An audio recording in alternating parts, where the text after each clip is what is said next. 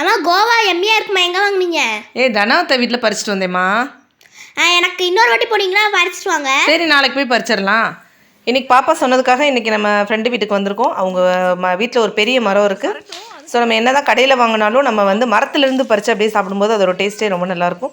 காய் நிறைய காய்ச்சிருக்கு. ஸோ கைப்படுற அளவுக்கு வந்து ஒரு 3-4 காய் இருந்தது. ஸோ அதை மட்டும் இன்றைக்கி பறித்து எடுத்துக்கிறோம். எல்லாமே ரொம்ப ரொம்ப ஹைட்டில் இருக்குது. ஸோ இதை பறிக்கணுன்னா அந்த ஸ்டிக்கு வேணும். அது இப்போதைக்கு இல்லாதனால மேலோட்டமாக உள்ள காயை மட்டும் இன்றைக்கி நான் பறிச்சுக்கிறேன். ஸோ கோவா இது ரொம்ப ரொம்ப டேஸ்ட்டாக இருக்கும். ரொம்ப இனிப்பான கோவா தான். காயாக இருக்கும்போதே அதனுடைய டேஸ்ட் வந்து ரொம்பவே நல்லாயிருக்கும். இந்த பக்கம் பார்த்திங்கன்னா லெமன் மரமும் இருக்குது. ஸோ இன்றைக்கி நம்ம கோவா பறித்து முடிச்சதுக்கப்புறமா நம்ம லெமனையும் பறிக்க தான் போகிறோம். ஸோ இன்றைக்கி லெமன் மரத்தை பாருங்கள். லெமன்லேயும் நிறையா காய் காய்ச்சி கிடக்குது. அவ்வளோவுமே காயாக இருக்குது. கீழே நம்ம விழுகிற காயவே நிறைய எடுத்துக்கலாம். ஸோ இதில் ஊறுகாய் பண்ணணும் அப்படிங்கிறதுக்காக நானே இன்றைக்கி பறிச்சுக்கிட்டேன். நம்மளே பறித்து பண்ணும்போது அது ரொம்ப சந்தோஷமாக இருக்கும். ஸோ அந்த சேனலில் உங்களுக்கு வீடியோ பிடிச்சிருக்குன்னு நினைக்கிறேன். லைக் பண்ணுங்கள், ஷேர் பண்ணுங்கள். பாய்.